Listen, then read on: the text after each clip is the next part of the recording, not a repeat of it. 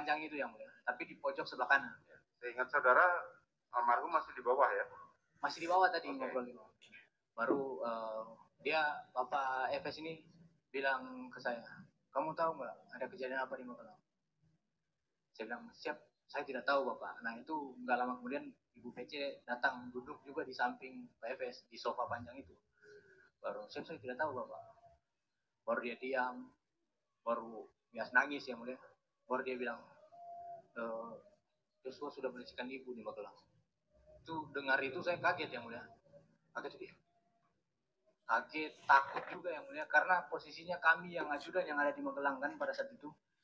Baru Joshua sudah melecehkan ibu di Magelang. Saya diam, saya maksudnya dalam hati saya ini betul kah? Tidak kah? Baru dia bilang, kurang ngajar anak ini, memang kurang ngajar anak itu. Dia sudah nggak menghargai saya, dia udah menghina harkat dan martabat saya. Tuh dia bicara sambil emosi, sambil nangis, mukanya merah. Baru dia bilang, baru dia bilang, dia jadi habis setiap pembicaraan yang mulia, dia habis berbicara dia ada diam, sesi diamnya untuk nangis begitu yang mulia. Jadi baru dia bilang ini, dia lihat ke saya, baru dia bilang, memang harus dikasih mati anak itu. Dia bilang begitu ke saya yang mulia. Baru saya diam kan yang mulia, saya kaget juga yang mulia. Baru dia dekat begini, nanti kau yang tembak Yosua ya, karena kalau kamu yang tembak Yosua, saya yang akan jaga kamu. Tapi kalau saya yang tembak, tidak ada yang jaga kita. Baru dia masih dengan posisi begini yang mulia, saya di sini yang mulia, dia masih dengan posisi mendekat begini. Saya kan diam yang mulia, saya nggak menjawab sama sekali, nggak menjawab yang mulia. Masih antara takut, masih kayak ini nyata kah yang dia sampaikan ini? Kaget juga yang mulia. Jadi saya diam, baru dia bilang begini ke saya. Sudah dia bilang tadi kan, nanti kamu yang tembak Yosua, karena kalau kamu kalau dia yang tembak, gak ada yang jaga kita. Baru dia bilang ke saya begini. Jadi gini Chad, skenario-nya, dia langsung jelaskan skenario-nya di situ. Jadi gini Chad, skenario-nya di Duren 3, di 46. Kalau kita nggak bilang Duren 3 yang mulia, kita bilangnya 46. Jadi skenario-nya di 46 Chad. Jadi nanti skenario-nya ibu dilecehkan sama Joshua, baru ibu teriak, kamu dengar kamu, ibu bersama gimana coba cerita. Ibu dilecehkan Joshua, ya. Baru ibu teriak, kamu dengar, kamu respon, Joshua ketahuan, Joshua tembak kamu tembak balik ke Joshua yang mati. Dia jelaskan begitu yang mulia. Baru setelah dia menjelaskan itu, saya kaget yang mulia. Saya ini saya mau disuruh untuk bunuh orang ini ya. Saya kaget, saya takut yang mulia. Itu sudah kacau pikiran saya yang mulia, sudah kacau, tertekan saya yang mulia. Baru dia bilang, sudah kamu tenang aja, kamu aman, karena posisinya kamu itu bela ibu pertama. Yang kedua, kamu bela diri. Kamu bela diri kamu karena kamu ditembak duluan. Jadi kamu aman, Chan. Oh, tenang aja. Nah, di sambil dia menceritakan itu, yang mulia, itu sempat ngobrol sama ibu. Ibu kan di samping kiri. Ibu sempat ngobrol-ngobrol lah. Pembahasannya, karena ibu suaranya pelan, yang mulia. Saya minta maaf, saya tidak mendengarkan secara detail yang dia sampaikan. Tapi itu ibu membahas tentang CCTV. Pertama CCTV Duren 3 yang mulia. Yang kedua tentang sarung tangan. Sampai bapak ada sempat kayak bisik juga ke ibu kayak, seperti sarung tangan. Tapi saya tidak bisa mendengar secara ini yang mulia. Tapi kayak bilang iya nanti pakai sarung tangan ya mulia. Nah, CCTV apa yang dibahas? Cuma bilang CCTV aja yang mulia. Duren 3. Kemudian? Baru setelah dia sudah jelaskan itu, dia jelaskan terus ini. Apa? Dia jelaskan secara ulang-ulang yang mulia tentang skenario yang tadi yang dia jelaskan. Dijelaskan secara ulang-ulang dari skenario yang begini. Baru dia coba menenangkan saya, dia bilang, kamu tenang aja. Karena kamu posisinya kamu bela diri. Kamu bela ibu pertama. Yang kedua kamu bela diri. Kamu aman, Cak. Kamu aman. Dan kamu, baru setelah itu dia nanya ke saya yang mulia. Saya kan cuma siapa Pak? Ada sempat jawab siapa Bapak. Baru dia bilang, SMP kamu mana? Siap izin Bapak, ada saya nunjukin begini. Siapa ada Bapak? Baru dia ambil bukan dari sebelah sisi kanannya dia lah. Saya tidak lihat dia taruh di sini atau di tangan, dia langsung kasih. Kau tambah amunisi. Kasih amunisi ke saya bilang siapa Bapak? Saya ambil SMP saya, buka magasin, saya nambahin amunisi saya. Saya habis selesai saya nambah, saya masukin lagi, saya simpan, baru saya kembalikan lagi amunisinya ke dia. Baru dia bilang begini ke saya, senjatanya Joshua mana? Siap, karena seingat saya tadi senjata Joshua itu disimpan Ricky di mobil. Waktu mobil saya bilang, siapa Pak, ada di mobil Lexus Bapak. Oh, ada di mobil Lexus. Nanti kau turun ke bawah, kau ambil, kau bawa naik lagi sini. Siapa itu? Saya lihat karena sudah nggak ada obrolan lagi, saya langsung izin Bapak, saya berdiri. Baru saat saya berdiri, dia langsung bilang, "Woi, Cat, kalau ada yang nanya, bilang aja mau isolasi."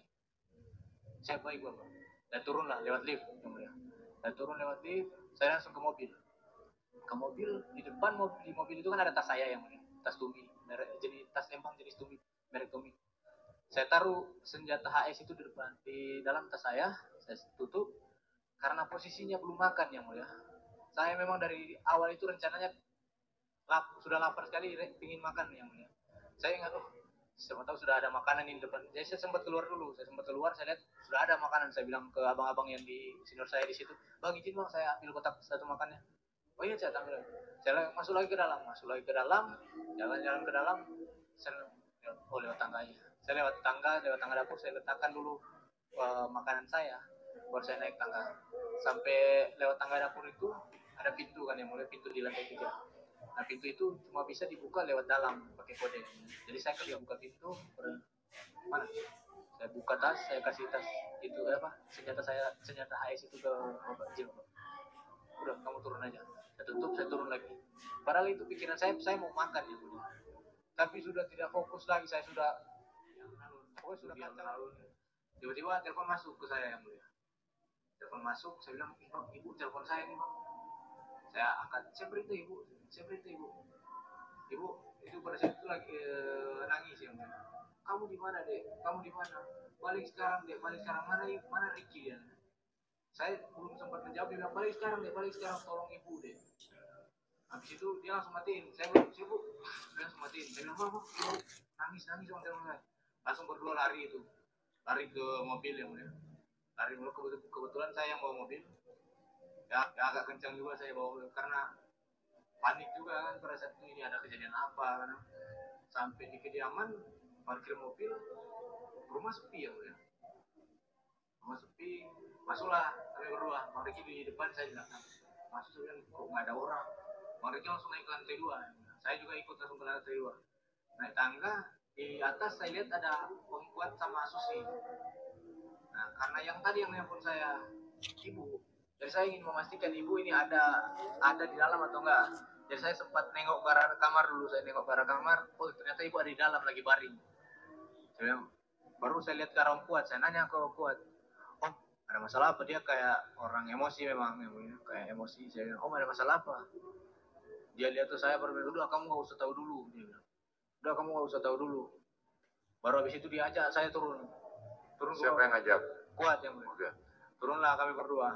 Karena pada saat itu dia masih emosi yang mulia, saya ajak dia ke samping di depan TV. Saya, "Om, duduk aja dulu, tenang. Saya kasih dia air minum, saya bukain botolnya nih, Om, minum dulu."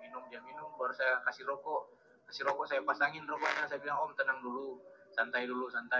Ya mungkin udah ya ada berapa menit dia sudah mulai santai merokok. Baru saya bilang, "Sudah tenang, Om?" "Ya, Om, ya." Dia bilang, "Kenapa, Om? Ada masalah apa?" Saya mencoba menenangkan, kan, tanya, "Ada masalah apa sih, Om?" "Udah, Om, jangan, nggak usah tahu dulu kamu, Om. Saya, orang ini kenapa? Ada masalah kok nggak dicerita kan." Baru ada sekitar 1 jaman, Pak Riki datang yang mulia ke arah kami, manggil saya, "Cat, merapat ke nama. Temani abang ke kamar, Cat." Masuklah kami ke kamar. Senjatanya Joshua mana, Cat? Ya saya nggak tahu, Bang. Baru cari. Nah, Bang Riki dapat senjatanya di lemari HS itu, dapat lemari. Baru habis itu Bang Riki ambil stayer juga. Saya bilang, "Ini Bang, stayer." Saya kasih ke Bang Riki. Baru dia keluar, Bang. Dia naik ke lantai 2 yang mulia. Saya terus sudah tidak ikut waktu ke lantai 2. Saya keluar kamar itu, saya pas lihat ke arah luar. Jadi pas keluar kamar begini, kan depan sudah kaca jendela sama ini kan pintu. Saya lihat di luar ada Bang Yos. Saya keluar lewat pintu itu. Saya tanya ke Bang Yos, "Bang, Bang, kenapa, Bang, ada masalah apa?" Saya tanya, "Bang, ada masalah apa?" "Tahu, Bang, ada masalah apa, saya tanya, kenapa sih bang, ada masalah apa? Dia bilang, nggak tahu tuh, Kuat marah-marah. Dia bilang begitu. Baru saya bilang, bang, saya sudah tanya Kuat. Kuat bilang nggak usah tahu. Saya tanya abang juga nggak tahu. Ya udah bang, kalau ada apa-apa jangan libatkan saya. Saya bilang, udah bang, kalau ada apa-apa jangan libatkan saya. Saya masuklah, Om Kuat masih duduk di samping itu. Saya masuk di situ, duduk sama Om Kuat, lanjut lagi merokok. Tak lama, nggak tahu berapa lama, Bang Riki keluar lewat pintu depan. Baru habis itu saya nengok gini, Bang Riki ngobrol sama Bang Yos. Nah, habis itu ngobrol-ngobrol, saya udah nggak ini lagi yang mulia, karena saya sudah coba cari tahu, tapi tidak dikasih tahu kan sama mereka. Jadi Bang Riki ngobrol di luar sama Bang Yos, udah kami berdua sama Kuat nyantai di depan TV, ngerokok. Baru sudah agak malam ya mulia, sudah sekitar jam 11, kata Kuat, Om, saya ke pos security dulu ya. Ngapain Om? Mumet saya. Keluarlah dia ke pos security. Nah, karena di situ tinggal saya sendiri, saya masuk lagi ke dalam yang mulia. Saya masuk ke dalam, lewat kan kamarnya Om Kuat. Kalau mau masuk ke dalam rumah, kalau lewat samping, lewat kamar Om Kuat. Di situ ada Susi duduk di samping tempat tidur, nangis-nangis. Tanya ke Susi, apa sih, ada masalah apa Susi? Dan saya main HP yang mulia, belum langsung tidur, saya main HP, buka-buka HP. Saya lihat, karena saya kan simpan nomornya Susi di WA yang mulia.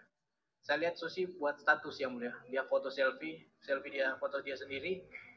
Baru di muka, di bibirnya dia itu dia pasang stiker kan yang bertuliskan cukup tahu aja.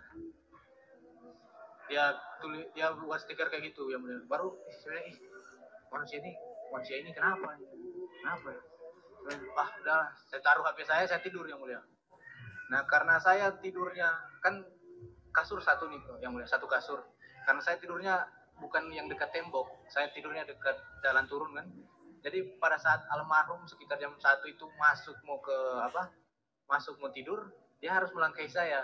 Ya saya pas dia melangkahi saya kebangun ya mulia. Saya bangun, saya bang, dia tidur, dia sempat ngelengok HP sedikit, baru habis itu dia istirahat. Lalu dia langsung istirahat ya.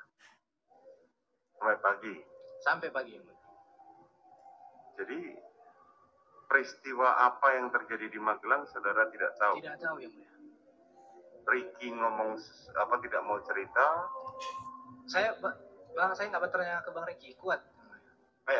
Saudara Kuat tidak bercerita, almarhum juga tidak cerita, Susi tidak cerita. Siap, ya. Cuma tinggal Riki yang saudara nggak tanya. Bang Riki karena itu Bang Riki masih di atas kalau nggak salah yang mulia. Oke. Saat saudara diajak saudara Riki untuk mengambil senjatanya almarhum, saudara nggak nanya ada apa sih bang kok diambil? Tidak nanya yang mulia. Terus?